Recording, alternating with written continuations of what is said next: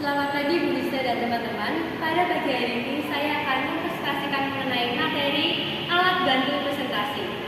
Sebelumnya perkenalkan, nama saya Adisti Redasari dengan NIM 211224002. Sebelum masuk ke dalam materi, alat bantu dalam presentasi ini sangat membantu orang yang sedang presentasi. Karena dalam alatnya itu terdapat misalnya dengan remote, itu dapat memudahkan orang yang sedang presentasi itu untuk menggali materinya. Nah, alatnya seperti ini, remote presentasi. Jadi dalam remote ini terdapat sinar laser yang dapat menunjukkan ke audiens tentang materinya.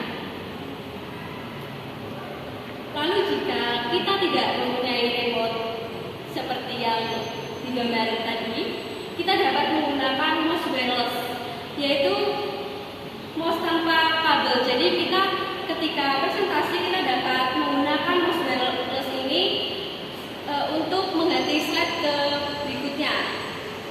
Sedangkan kalau kita memakai mouse yang ada kabelnya, itu akan membuat kita sulit gitu.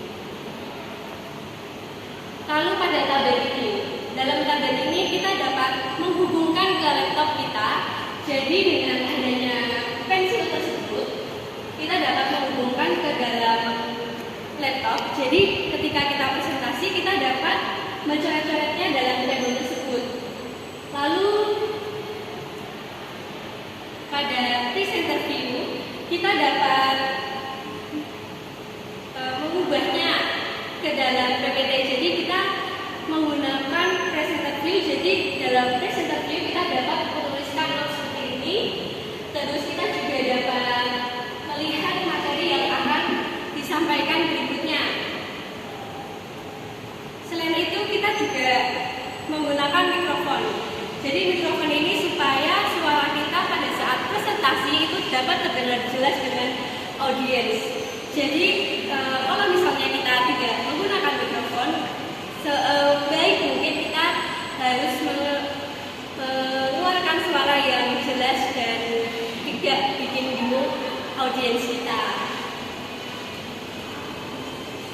Lalu alat bantu presentasi lainnya yaitu ada objek atau model, ada grafik dan bagan, lalu ada video dan audio. Pada objek atau model ini kita dapat menggunakan buku. Misalnya kita dapat menggunakan buku ini untuk mengingat materi yang akan kita sampaikan. Lalu pada grafik dan bagan kita dapat mempresentasikan grafik mengenai suatu hal yang akan kita presentasikan. Dengan begitu ide-ide yang ada di dalam kepala kita dapat mengalir dengan lancar seperti itu.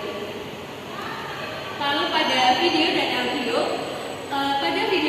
ini dapat membuat audiens merasa seperti lebih rileks di dalam presentasi. Jadi audiens sendiri tidak bosan ketika mendengarkan kita presentasi, karena ketika kita presentasi dengan menggunakan video atau audio gitu, audiens akan lebih tertarik gitu, karena kita menggunakan metode yang berbeda.